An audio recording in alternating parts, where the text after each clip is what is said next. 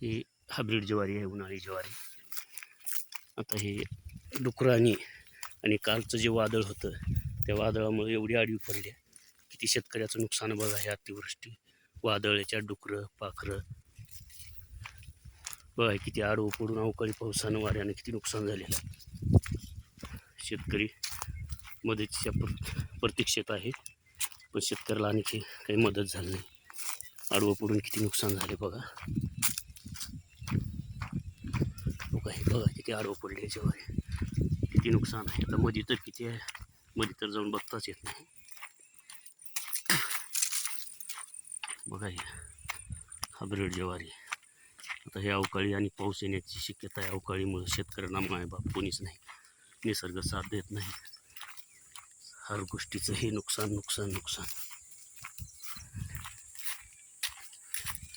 बघा. हे शेतकऱ्याला किती हे पाखरं राखावं, डुकरं राखावं, हरणं राखावं, रात्रंदिवस पाणी द्यावं, अंधार नाही चिकडाने. तरी आता मुख्यमंत्री साहेबांनी दिवसाची लाईट केल्यात, तेवढं एक शेतकऱ्याचं पुण्य वाटून घेतले. तर रात्रीच्या अंधारात चिकड्यात पाणी द्यायची गरज नाही, दिवसाची लाईट केल्यात. या सरकारचा हा खूप मोठा शेतकऱ्यासाठी अतिशय महत्त्वाचा निर्णय देवेंद्र फडणवीस साहेबांनी अतिशय हे वीज बिल माफ आणि दिवसाची लाईट हे शेतकऱ्यासाठी उचललेलं आनंदाचं आणि महत्त्वाचं पाऊल आहे बघा. आता हे असं पाणी दिलेलं आहे, ते आडवं पडले, त्याच्यामुळे आता हे वापरून निघणार, म्हणजे शेतकऱ्याचं नुकसानच आहे. त्या अवकाळी, रात्री, वादळ, पाखरं, हरणं, डुकरं, एक संकट नाही. पेरल्यापासून वापेपर्यंत काही ना काही शेतकऱ्याला सतत संकटाचा सामना करणं, सतत नुकसान बघा. किती नुकसान आहे शेतकऱ्याचं. हे वावर खूप मोठा आहे,